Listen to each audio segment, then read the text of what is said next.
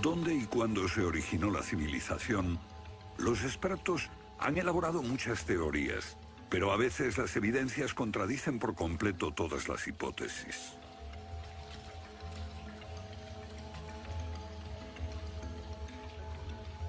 Bajo el suelo congelado de Siberia se han encontrado especies animales extinguidas por un repentino cataclismo global, como el mamut gigante. También se han descubierto mapas muy antiguos que muestran la Antártida siglos antes de que fuese descubierta. Este mapa tiene centenares de años y describe la auténtica configuración de la Tierra de la reina Maud, que está oculta bajo 1 kilómetro de hielos, y su configuración real no se conoció hasta 1949. Hace 100 años, un arqueólogo concluyó que la antigua ciudad de Tiahuanaco, en Bolivia, fue un observatorio estelar alineado con el Sol y las estrellas. Calculó que tendría 17.000 años. Su afirmación fue puesta en ridículo hasta hace poco tiempo. La única corrección que yo haría se debe a que ahora contamos con mejores mediciones, y sospecho que su antigüedad sería de unos 12.000 años. Tiahuanaco es la ciudad más antigua que conocemos en toda la Tierra.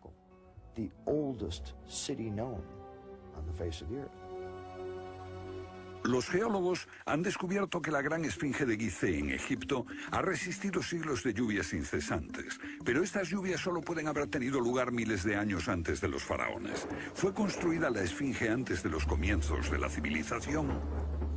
Lo que se pone en cuestión es la historia completa de la civilización. Puede que no haya ido en línea recta desde los estúpidos cavernícolas hasta los hombres tan listos de hoy con sus bombas atómicas. A veces, las pruebas que se hallan rompen todas las reglas. En este documental entrevistaremos a personas que están juzgando meticulosamente esas evidencias y elaboran nuevas teorías que pueden cambiar nuestra idea de la civilización humana. Esta enorme cara fue tallada por los antiguos olmecas de México. Se cree que tiene al menos 2.000 años y es inequívocamente africana. Sin embargo, se supone que los negros no llegaron a América hasta después de Colón. En su libro De la Atlántida a la Esfinge, el escritor Colin Wilson recoge indicios de lo que él y otros creen que son los rastros de una avanzada cultura anterior al comienzo de la historia.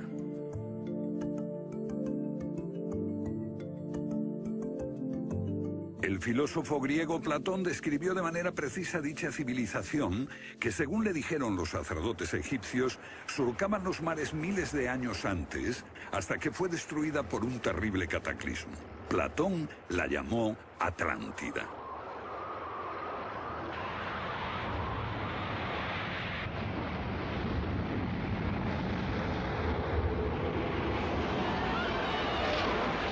La Atlántida. Un terrible cataclismo. Sabemos de una catástrofe así por otro mito, el diluvio bíblico, Noé y su arca, un mito igualmente despreciado por los científicos.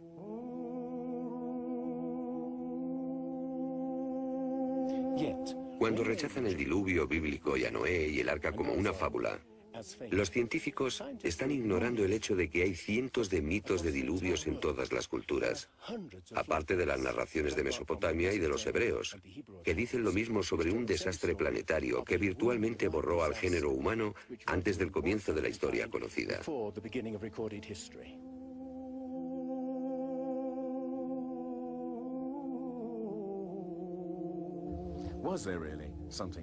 ¿Hubo realmente algo parecido a un diluvio? Y si así fue, ¿existió una civilización anterior a todas las otras? Digo una civilización, y no la Atlántida. Porque en cuanto se menciona la Atlántida, el científico exclama, «Oh, no», y deja de escucharnos. ¿Pero es neutral la ciencia? ¿Lo es realmente cuando afirma «limítese a los hechos como punto de partida»? La ciencia ha tendido a centrarse más en teorías que en hechos. Una teoría surge para explicar unos hechos, pero otros se dejan de lado. Nuevas evidencias pueden cuestionar la teoría, pero con frecuencia también son ignoradas. Llamamos a estos hechos anomalías. Son evidencias que no encajan en la teoría. En su polémico libro Arqueología Prohibida, los científicos Thompson y Cremo muestran lo que ocurre cuando una evidencia contradice las teorías científicas. En los últimos 150 años, los arqueólogos y antropólogos han enterrado tantas evidencias como las que han desenterrado, literalmente. Básicamente estamos ante lo que llamamos un filtro del conocimiento. Este es un rasgo fundamental de la ciencia y de la naturaleza humana. La gente tiende a filtrar cosas que no convienen. Cuando los científicos ven que algo no se ajusta al paradigma aceptado, tienden a eliminarlo.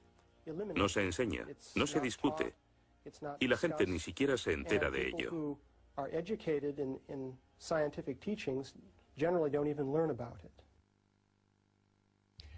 Lo que estamos diciendo, por ejemplo, sucedió en Iatitlan, México, en 1996. Cuando la arqueóloga Janestine McIntyre amenazó con echar abajo la teoría convencional de que el ser humano es relativamente nuevo en la Tierra, que llegó a Siberia hace unos 30.000 años y en América hace unos 20.000 años. En México, la arqueóloga Stine McIntyre descubrió herramientas de piedra y huesos humanos y los sometió a una batería de pruebas científicas. En 1966 pensamos que era un yacimiento antiguo y creímos que tendría unos 20.000 años. En aquella época se pensó que era demasiado tiempo. Cuando lo datamos mediante una batería de métodos supimos que tenía 250.000 años. Sinceramente, yo me hubiera sentido feliz con los 250.000 años. Fui ingenuo y pensé, bien, voy a dejar de pensar en las fechas. Tenemos la información. Hemos conseguido los hechos. Tomemos estos hechos y partamos de ahí. No me di cuenta de que arruinaría mi carrera por completo. Todas sus oportunidades profesionales se frustraron. El yacimiento fue cerrado. Los permisos para investigar denegados sistemáticamente. No obstante, más de 30 años después, unos arqueólogos descubrieron en Siberia vestigios de seres humanos de 300.000 años de antigüedad. Una fecha que de repente hizo que la datación de Jan McIntyre no pareciese tan improbable después de todo. No es necesariamente una conspiración deliberada. No decimos que se trate de personas reunidas en una habitación y diciendo, vamos a engañar a la gente. Es algo que ocurre automáticamente en la comunidad científica. Cuando una evidencia difiere de la teoría predominante, no se habla de ella, no se da información. Y eso significa que la ciencia deja de progresar de la forma en que uno desearía.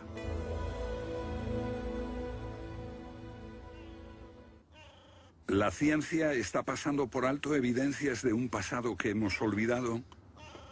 ¿Pueden ser ciertos los mitos que nos hablan de la existencia en este planeta de civilizaciones que desaparecieron miles de años antes de que comenzase la historia registrada? Una nueva clase de investigadores está estudiando las anomalías que la ciencia tiende a descartar. Se plantean preguntas que pueden cambiar nuestro concepto sobre la historia humana. La fortaleza inca de Sacsayhuamán, de edad indeterminable y construida por gente que carecía de metales duros o de cemento, que no conocían la polea, ni la rueda, ni la grúa. Solo miren esta piedra. He contado 11 ángulos. Debe pesar más que 200 coches juntos y revela la increíble habilidad de la gente que la hizo. Y también algo más. Una capacidad asombrosa para manipular objetos de este tamaño. ¿Cómo diablos las levantaban? Bolivia. Las misteriosas ruinas de Tiahuanaco. La misma habilidad manual, una capacidad de construcción que resulta inexplicable. Las piedras están perfectamente ensambladas. Intentemos insertar una aguja en cualquier punto de las junturas. La aguja no entra.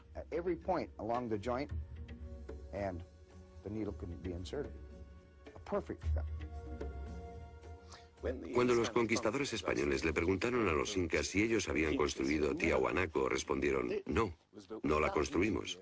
Se hizo miles de años antes de que viviéramos nosotros. La evidencia muestra que fue erigida por una civilización avanzada. Un descubrimiento casual nos lo revela. Los bloques de construcción de Tiahuanaco no están pegados con cemento. El que separa estas piedras descubre el inesperado brillo metálico que las mantiene unidas.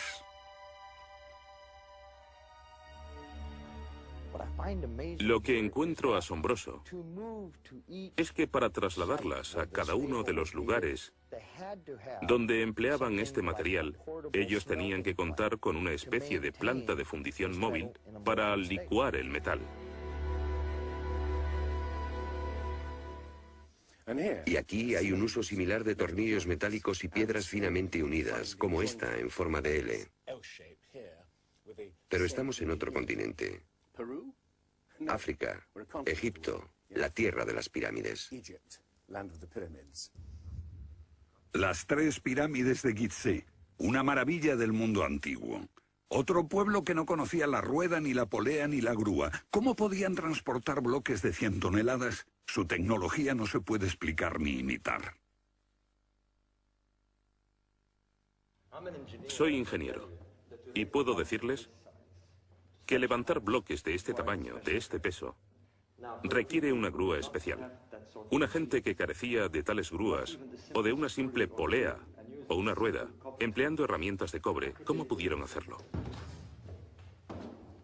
Bobal cree que la Gran Pirámide de Gizeh era mucho más que una tumba y que revela un sorprendente nivel tecnológico. En su libro Guardián del Génesis, Robert Bobal y Graham Hancock enumeran muchas hazañas inexplicables. Chris Dunn, experto en perforaciones. Bueno, permítanme una pregunta. ¿Cómo cree que lo hicieron? El sarcófago de la Cámara del Rey. ¿Cómo lograron unos constructores primitivos que la superficie interior encajase con la superficie de la piedra del sarcófago al milímetro? Esta habilidad requiere profundos conocimientos de física. Es un misterio como la perforación misma. Primitivamente, la típica manera de hacerlo sería con una sierra de arco, un berbiquí.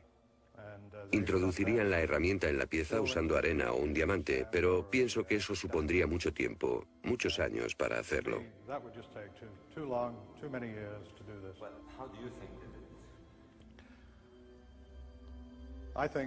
Creo que debieron haber usado herramientas más potentes. Hoy, para perforar esto, tendríamos que hacerlo a una velocidad de 6-10 milímetros por revolución de taladro en el granito. Ellos lo hicieron más rápido de lo que lo haríamos nosotros. Más rápido, investigadores como Chris Dunn se preguntan acerca del propósito de emplear este raro instrumento en un friso oculto. Taladros superpotentes. Esto parece una conclusión precipitada. Los indicios de un taladro de alta velocidad se erigen en otro misterio sin resolver. Ahora miren esto. La increíble precisión de la mano de obra. La total suavidad de las paredes en esta supuesta tumba para bueyes sagrados.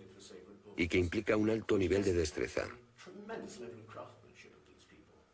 Por supuesto, eso podría explicarse en términos de cientos de obreros puliéndolas durante 10 años seguidos. Pero, si hablamos del misterio de los vasos egipcios, no como este vaso de arcilla que acabo de comprar, sino vasos hechos de alabastro, basalto e incluso diorita, que es la piedra más dura de todas.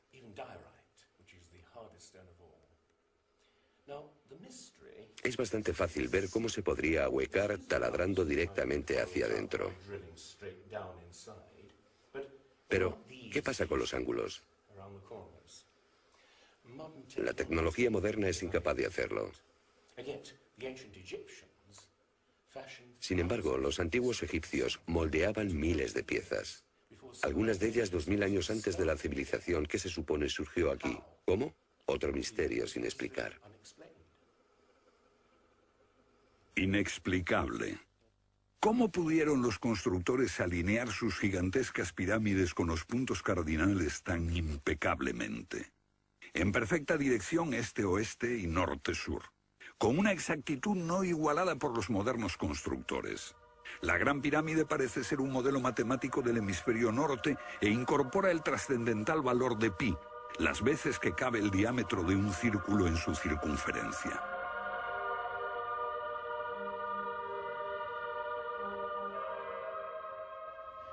Está claro que lo que aquí tenemos es un avanzado sistema de matemáticas y tecnología, en un tiempo que no conocía su existencia. Para lograr estos resultados, los antiguos constructores tenían que usar un eclímetro de 52 grados. Cualquiera otro no valdría. Pero no solo los egipcios conocían el valor pi. Ese valor también está representado en la pendiente de esta pirámide y en el extraño ángulo que le dieron sus constructores, en Teotihuacán, México, el lugar que los indios llamaban Ciudad de los Dioses.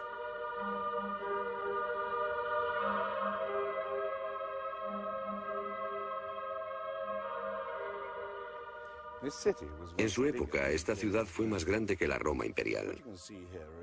Lo que pueden ver es una serie de estanques que llenaban de agua, cuya superficie lisa reflejaba los cielos y cuyas ondas podrían servir como anuncio de terremotos. Estos templos, en el lado opuesto, se cree que representan cuerpos celestiales. Una cosa está clara: todo el lugar parece tener una especie de obsesión con la astronomía y la eternidad.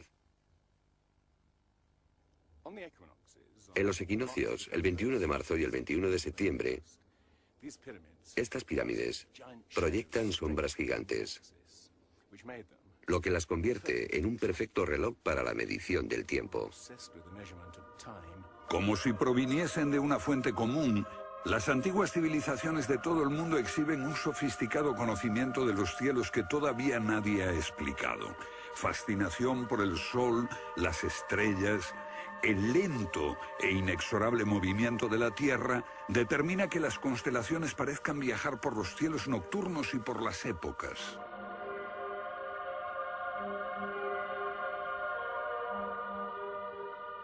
Según los estudiosos, los antiguos egipcios no tenían un gran conocimiento de la astronomía.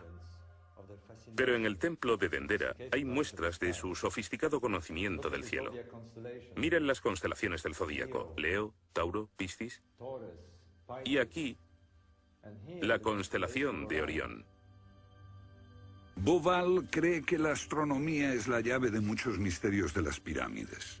Los antiguos egipcios veían en la constelación de Orión a su dios Osiris, señor de los muertos y la vida ultraterrena.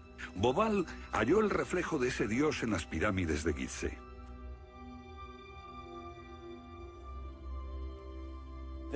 Esto es realmente un misterio. Pequeños canales de ventilación orientados hacia arriba. Para los egiptólogos no eran más que canales de ventilación, pero los astrónomos piensan distinto. Para el antiguo Egipto esto fue Rostau, la entrada al reino subterráneo, el reino del dios Osiris u Orión. Para los antiguos egipcios, Orión era Osiris, el gran dios de la resurrección.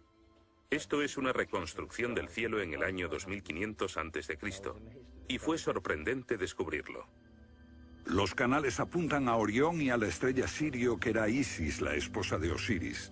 En textos antiguos, Bauval descubrió que deben de haberles servido una ceremonia secreta para la resurrección de los faraones muertos, que renacían como estrellas en la constelación de Orión. Uno de esos textos dice: «Oh rey, permite que atraviese el serpenteante canal, la Vía Láctea, hasta el punto donde está Orión». Bauval cree que Osiris tenía tal importancia que los constructores emplazaron las tres pirámides de Gizeh para que fueran un reflejo terrestre de las tres estrellas del cinturón de Orión. Esa correlación fue solo el comienzo. Bauval descubrió que los antiguos habían dado nombre de estrellas a otras dos pirámides próximas. Esto le hizo entrever un plan más amplio y quedó perplejo. La constelación de Orión, el dios Osiris, estaba en el cielo y en la tierra.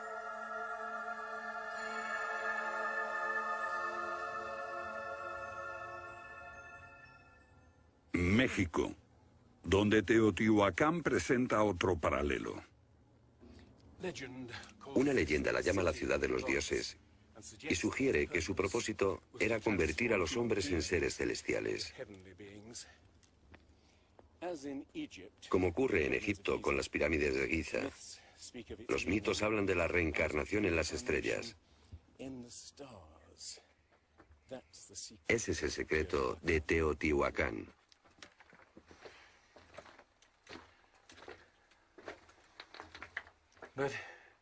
Pero esta pirámide presenta otro enigma mayor. Cuando se excavó por primera vez en 1906, se halló una enorme capa de mica. Ahora sabemos que la mica se usa como aislamiento eléctrico. No tenemos idea de para qué la utilizaban ellos. Lo que resulta aún más extraño es que la mica procede de Brasil. Imaginemos el problema de trasladar toda esta mica a más de 2.000 kilómetros de distancia. ¿Cómo? ¿Con qué finalidad? No tenemos ni idea. Tiahuanaco, Bolivia. Otra cultura perdida revela la misma fascinación por el sol y las estrellas. Hace 100 años, el arqueólogo boliviano Poznański observó que en el primer día de primavera el sol salía exactamente por el centro del templo. Fue el inicio de un gran descubrimiento. Poznański descubrió que este templo era un observatorio, un gran reloj para medir la progresión del sol. Y podemos utilizar ese alineamiento astronómico para datar el lugar. Durante el año el sol sale cada día por un punto diferente del horizonte.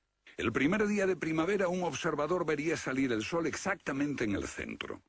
Estudiando el esquema de Poznański, dedujimos que en los primeros días de invierno o de verano el sol saldría por encima de las piedras angulares. Pero no fue así. Los arqueólogos actuales dicen que los constructores cometieron un error de cálculo. Después de observar la perfección con la que se construyó este sitio, con piedras de 100 toneladas, sugerir que los marcadores del solsticio están mal alineados me parece increíble. Neil Stide hizo una completa verificación de los cálculos de Poznański. Midiendo el ángulo de las piedras angulares y comparándolo con las posiciones actuales de salida del sol, Poznański calculó que Tiahuanaco fue construida hace 17.000 años. En ese tiempo, la inclinación del eje de la Tierra era ligeramente distinta de lo que es hoy en día y el sol habría salido directamente encima de las piedras angulares.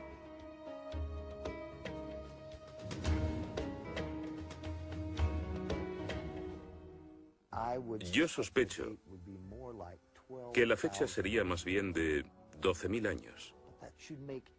Pero eso haría que todos nos cuestionásemos completamente los orígenes de la civilización. Una civilización perdida en el tiempo dejó sus huellas en varios lugares del mundo. Los sacerdotes egipcios dijeron al filósofo griego Platón que una civilización así habría existido hace 12.000 años. Pero según la ciencia, el ser humano abandonó la prehistoria hace solo 5.000 años. En Egipto, el investigador John West descubrió que la esfinge de Gizeh no resultó alterada por el clima de la misma forma que las construcciones del entorno, erosionadas por la arena y los vientos del desierto. En vez de un desgaste horizontal, la esfinge tiene marcas de erosión redondeadas y onduladas. No se necesita ser geólogo para mirar y ver lo que se debe al tipo de clima. Solo el agua cayendo copiosamente sobre las paredes del recinto pudo producir esos contornos redondeados.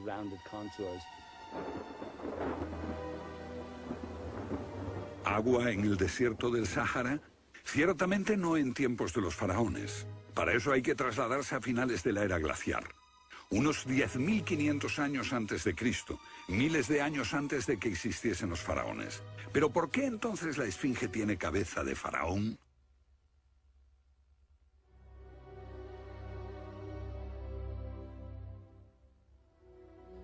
La cabeza es desproporcionadamente pequeña. Desde el aire se ve que el cuerpo de la esfinge es largo y aplanado, y la cabeza casi se parece a la de un alfiler. Para nosotros, esto indica que ha sido tallada más de una vez. En otras palabras, la cabeza se rehizo en algún momento de su larga historia. John West cree que la esfinge era originalmente un enorme león que un desconocido grupo de escultores modeló en la roca antes del 10.500 a.C. Se comenzó a erosionar cuando el final de la era glaciar alteró el clima y causó lluvias que cayeron durante siglos. Solo miles de años después, un faraón habría tallado la cabeza con su propia imagen. ¿Tiene la esfinge más del doble de la antigüedad que creíamos?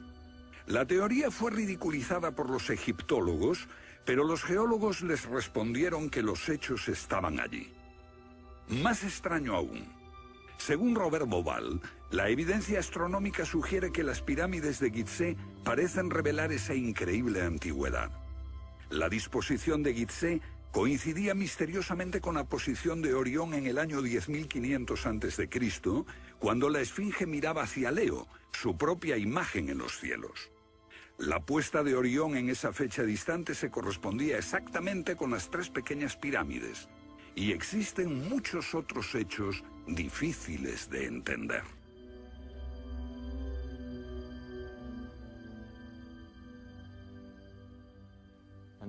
Esto coincide exactamente con las ideas que se desarrollaron tras los análisis geológicos de la esfinge. Dos ciencias sólidas indican que la esfinge podría remontarse al año 10.500 a.C.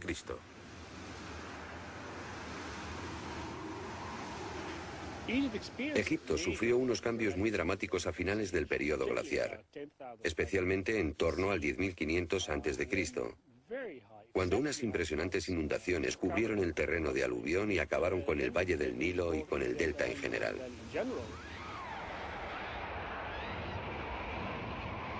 «10.500 años antes de Cristo, un periodo de inundaciones.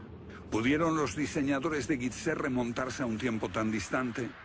El tiempo de sus mitos dice que el dios Osiris y sus asistentes ascendieron del caos para traer los primeros frutos de la civilización. ¿De dónde vinieron?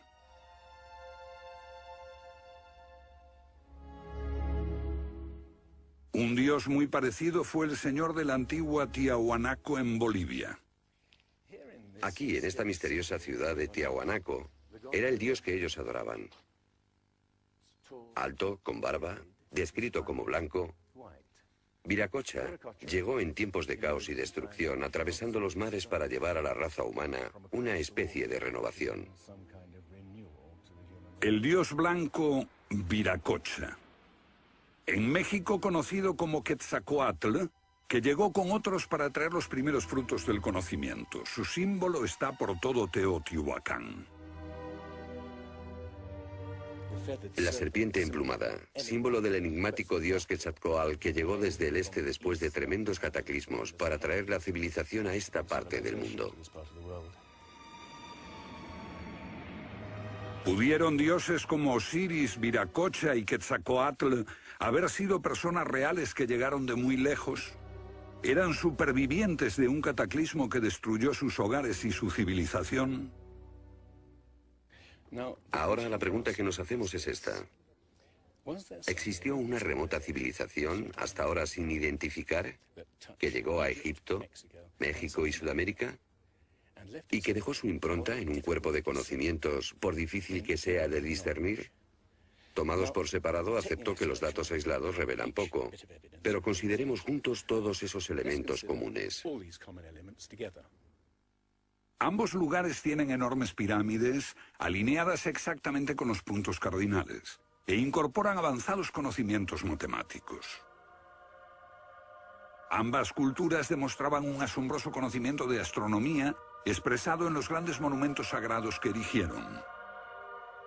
Aunque no conocían ni la polea ni la rueda, ambas pudieron hacer construcciones con enormes piedras finalmente ensambladas en un estilo único, con ángulos en forma de L y tornillos de metal. Y ambas utilizaron el proceso de la momificación para preservar y honrar a sus muertos. Aquí se halló una nueva y asombrosa pista cuando la doctora Balabanova, de la Universidad Alemana de Ulm, descubrió que muchas momias de Egipto contenían cocaína y nicotina, naturales de Sudamérica. Tengo una cantidad de cartas insultantes. Dicen que todo esto no tenía sentido, que yo fantaseaba, que era imposible porque estaba comprobado que antes de Colón esas plantas no existían en ninguna parte del mundo, excepto en América. Pero su investigación se repitió con cientos de momias y no quedó lugar a dudas. En un pasado remoto, unos navegantes atravesaron el mar e influyeron en las culturas a ambos lados del Atlántico. La idea está sugerida incluso por lo que no está allí. México, la antigua cultura de los mayas. Los sacerdotes mayas tenían tablas para predecir los eclipses de sol y de luna. Pero hay algo muy extraño. No conocieron nunca el simple principio de la rueda. Podían visualizar la eternidad pensando en millones de años, pero jamás aprendieron a pesar un saco de grano. Esta compleja civilización murió finalmente porque no supo desarrollar métodos de agricultura para alimentarse. Lo que estoy sugiriendo es... ¿puede que ellos heredaran una parte específica de su conocimiento de una civilización anterior, mucho más sabia? Un contacto. A veces la evidencia está ahí para que la veamos todos. Los antiguos olmecas en México pusieron a sus soberanos caras africanas. ¿Qué les parece esta? Tallada por esos mismos olmecas. Es genéticamente imposible que un indio tenga barba, pero aquí está la cara de un blanco caucasiano, esculpida 2000 años antes de que los españoles llegaran al Nuevo Mundo.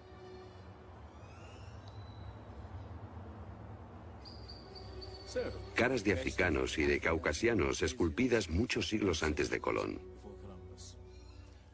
¿De dónde vinieron? ¿Cómo llegaron aquí? ¿Cómo influyeron en la más antigua cultura de América Central, en la cultura madre de México? Lo que todos los arqueólogos saben es que de pronto se materializaron alrededor del 1500 a.C. Esta gente, cuya expresión característica era la de esculpir enormes caras de piedra, cabezas de caucasianos y africanos que parecen haber salido, no se sabe de dónde.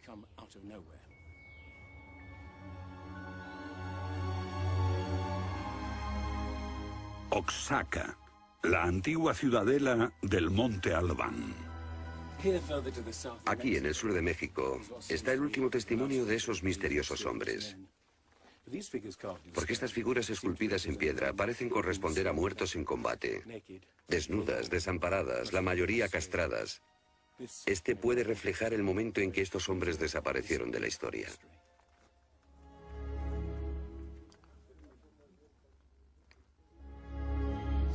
Entonces, ¿hubo una compleja civilización de navegantes que cruzó el Atlántico siglos antes de Colón? Pero tenemos otra evidencia. Estos son viejos mapas que sugieren que los antiguos marinos tenían un conocimiento de la Tierra que nunca se ha explicado. Un puzzle para los científicos de este siglo. En 1513 el almirante turco Piri Reis cartografió parte del mundo que nadie había visto hasta entonces. Colón solo exploró la zona del Caribe. No bajó a esta zona de Sudamérica, hasta la Antártida. No estuvo nunca por esa zona. Pero estos mapas muestran todos estos detalles con gran precisión, antes de que cualquier explorador europeo llegase a esas regiones. Este mapa, de muchos siglos, describe la configuración real de la tierra de la reina Maud, que ahora está sepultada bajo 1 kilómetro de hielo. Y su forma precisa no se determinó hasta 1949. Inexplicable. Los cartógrafos han meditado mucho sobre la extraña proyección cartográfica utilizada en el mapa. Hallaron un parecido con el que utiliza un moderno submarino nuclear que hace mediciones del mundo mientras se aleja de un punto de referencia. En este caso, el centro está en Egipto. ¿Es ese el hogar de los antiguos cartógrafos? El mapa muestra exactamente esta parte del mundo, pero hay más. Para mí el aspecto más significativo del mapa de Piri Reis es que describe exactamente la longitud. Algo que los europeos no fueron capaces de hacer hasta el siglo XVIII. La longitud. Esa historia comenzó en estas playas en 1707, cuando la flota inglesa navegaba por el Mediterráneo hacia Inglaterra. En aquellos días era bastante fácil determinar a qué distancia estaba el norte o el sur, midiendo el ángulo que el Sol y las estrellas formaban con la superficie de la Tierra. Pero no había técnicas para determinar lo lejos que estaba el este o el oeste. ¿Longitud? El almirante Sir Clutley Safell se enfureció cuando un marinero del oeste del país le dijo que estaba alejándose unas 20 millas del este y era probable que la flota naufragase en la costa. Cuando sus oficiales le dijeron que el rumbo era correcto, mandó ahorcar al marinero por insubordinación. En sus últimos momentos debió haber deseado no haberlo hecho. Los barcos se habían hundido antes por millares. Pero entonces la pérdida de una flota entera promovió la búsqueda de un reloj preciso para calcular la longitud. Tuvieron que pasar 2 generaciones antes de que finalmente se consiguiese. No obstante, el mapa de Peary's ya mostraba un conocimiento de la longitud al menos 250 años antes. En el mapa de Peary's se menciona el hecho de que se trate de una recopilación de muchas otras cartografías. Son copias de copias de copias. La mayoría de quienes los han estudiado creen que esos mapas proceden de los tiempos de Alejandro Magno, pero son incluso mucho más antiguos. Mapas del mundo confeccionados antes de que supiésemos navegar por los océanos. Técnicas de construcción inexplicables, un complejo conocimiento de las matemáticas y la astronomía. Si existió una tecnología tan avanzada capaz de dar sus conocimientos a los constructores de la Esfinge y a los pueblos de los Andes y México, ¿qué pasó con ella?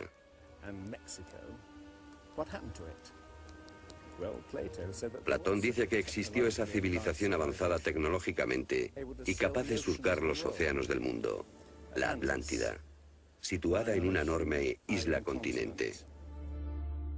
Rechazando una civilización perdida, la ciencia niega también la idea de una catástrofe global que la destruyó. Pero Platón y la Biblia no son las únicas evidencias. El Popol Vuh, libro sagrado de los mayas, habla de enormes marejadas e inundaciones que azotaron el mundo durante meses. Una lluvia fría y negra indescriptible y granizo.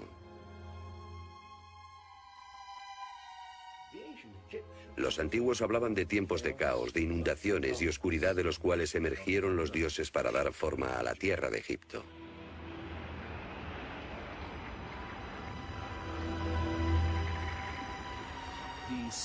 El disco solar de los aztecas se refiere a 4 ciclos de destrucción: por inundaciones, por fuego, por viento y por sangre y guerra.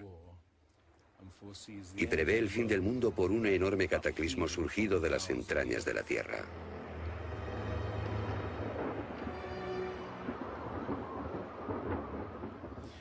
Otros mitos de la América antigua hablan de inundaciones apocalípticas y torrentes de fuego, de erupciones volcánicas y terremotos. Un pasado que no podemos recordar ni olvidar.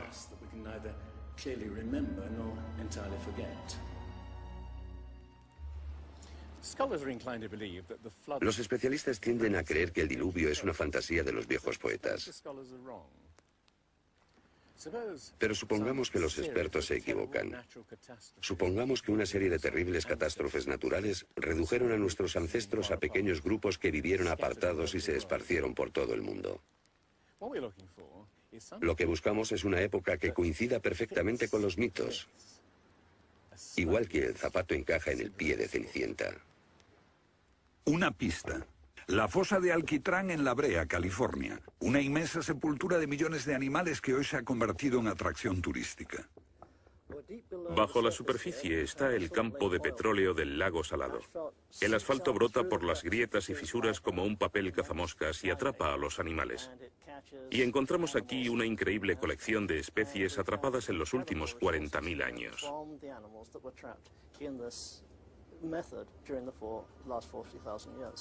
Esta fosa de Alquitrán puede leerse como un libro de tiempos remotos, cuando abundaban los animales y nosotros no los considerábamos como originarios de América. Mamuts, elefantes, rinocerontes, perezosos gigantes, tigres sable, incluso caballos y camellos. Después Una tremenda catástrofe los barrió, al parecer, en unas pocas décadas, en torno al 10.500 a.C., hace más de 12.000 años. Todos los grandes animales, cualquier animal más grande que un coyote, se extinguieron en pocas décadas. Sí, fue sin duda una gran catástrofe.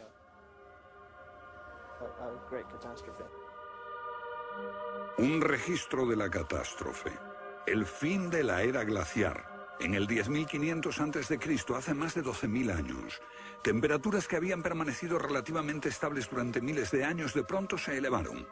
Un aumento de temperatura de más de 5 grados en un abrir y cerrar de ojos. Solo entre 3 a 10 años. Se trata del asombroso descubrimiento de unos científicos que perforaron la capa de hielo en Groenlandia para investigar los cambios en la atmósfera. El hielo de Groenlandia ha sido llamado por algunas personas la piedra roseta del clima, porque ver que el clima puede cambiar tan rápidamente es un enorme descubrimiento. Y este cambio ocurrió en un periodo de entre 3 años y una década. Hemos observado cambios espectaculares en la química de la Tierra. Y descubrimos que en un periodo en el que las placas de hielo estaban empezando a derretirse, es cuando tenemos más señales de sedimentos volcánicos y de mayor magnitud, mayores concentraciones que en cualquier otro periodo en los últimos 110.000 años.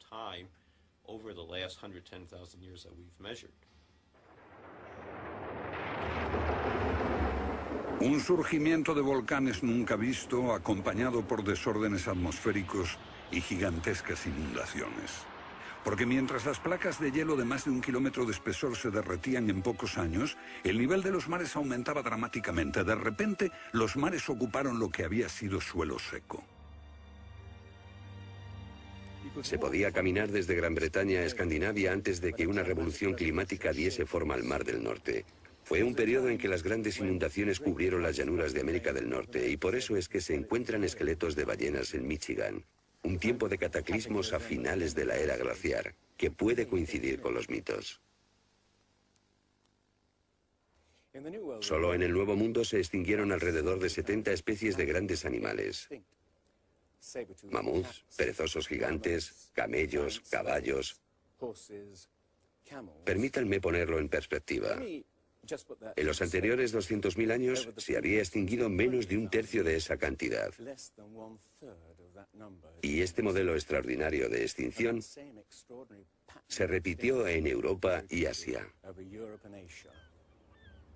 En las capas subterráneas de hielo de Siberia y Alaska se descubrió una masa enmarañada de huesos de millones de animales que perecieron en un cataclismo. El mamut gigante no murió a manos de los cazadores. Desapareció por una catástrofe natural. A finales del siglo XIX, unos cazadores encontraron por casualidad el cuerpo de un enorme animal congelado. Después de ser desenterrado y transportado, se encontró que en el estómago tenía plantas pertenecientes a un clima templado y aún sin digerir. El animal se había congelado de una forma muy rápida, como no es capaz de hacerlo ningún congelador moderno. Lo cierto es que hace unos 12.000 o 13.000 años un frío inmenso azotó Siberia. El enigma de los mamuts congelados en un instante ha dado pie a extrañas anécdotas. Algunas ciertas y otras no. Lo que es auténtico es un informe del barón Wrangel, un naturalista del siglo XIX que descubrió la isla Byrd al norte de Siberia, donde la arena quedó literalmente mezclada con bancos de huesos y colmillos de mamut y otros animales que habían desaparecido en alguna catástrofe. Esas extinciones masivas, esa imponente actividad volcánica, ese veloz derretimiento del hielo, parecen sugerir que hubo un cambio climático brusco hace 12.000 años. Hay algún factor desconocido que no logramos descubrir.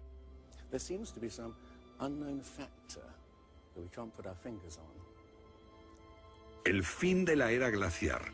¿Qué provocó esa revolución? He aquí la gran cuestión. ¿Qué causó el cataclismo?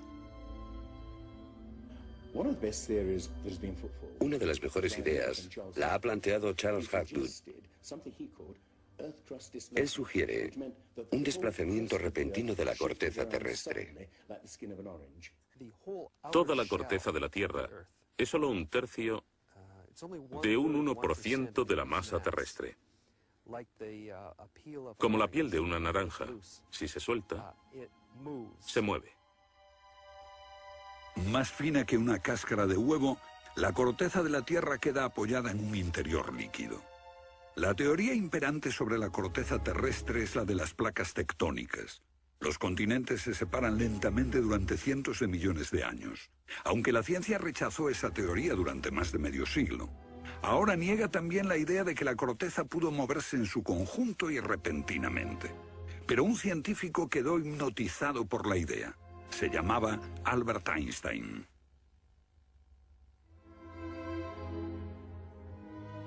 Esto es un resumen de lo que dijo. Cuando me encontré con el trabajo de Hapgood, quedé conmocionado. Se trataba de una idea simple, pero que podría explicar una serie enorme de problemas. Hapgood tenía esa teoría. La cuestión era cuál fue el mecanismo que puso en movimiento el gigantesco conjunto. Y fue Einstein quien planteó una sugerencia. La enorme cantidad de hielo que rodea a los polos puede tener 3 kilómetros de espesor.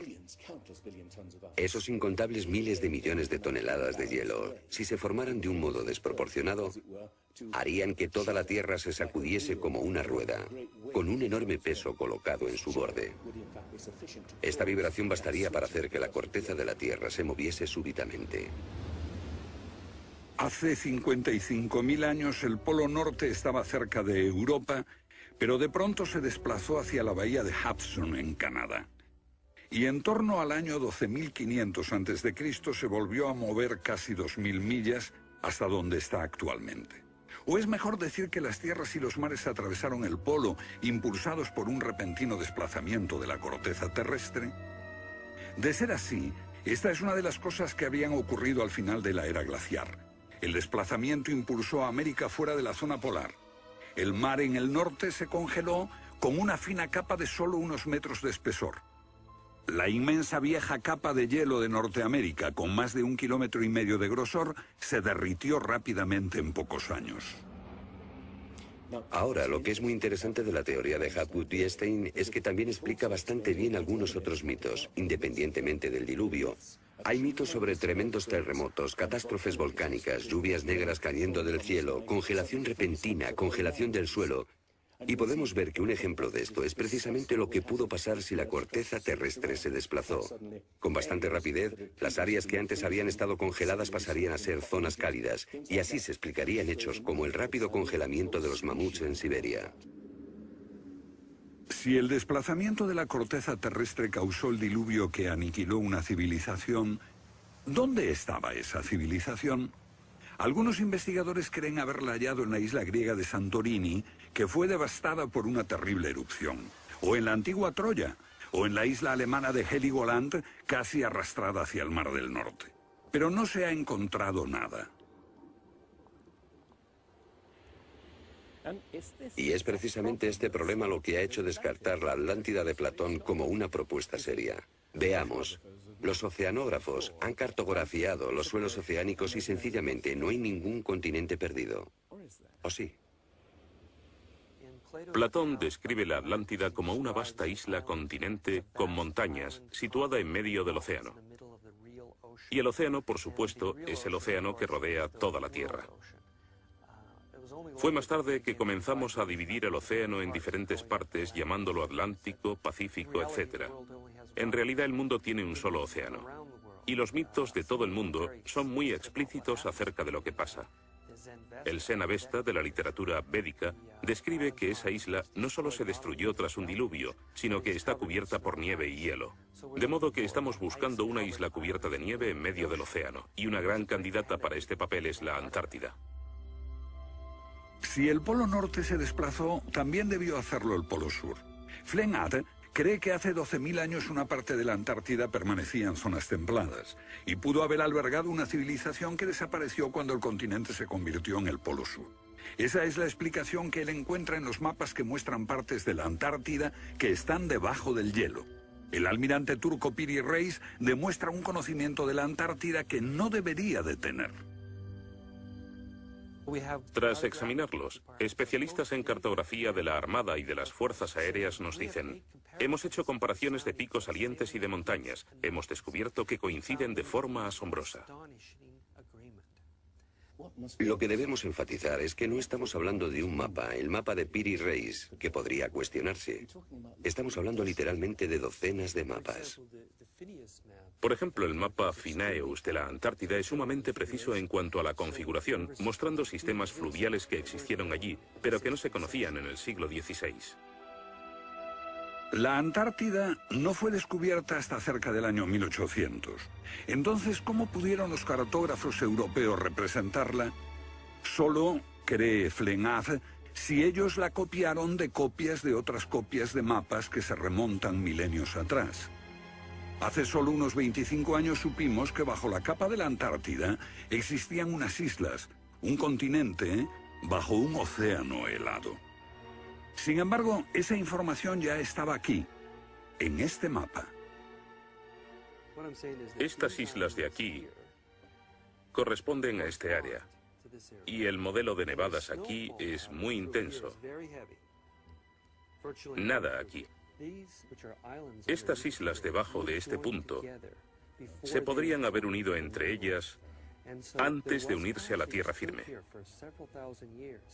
Así, lo que se describe aquí es algo que yo creo que verdaderamente ocurrió en torno al 8000 a.C. Puede que en el 6000 a.C. a lo sumo. No hay forma de saber cómo lo consiguieron, a menos que postulemos la existencia de una civilización con habilidades para la navegación y la confección de mapas que solo se reinventaron en nuestro tiempo.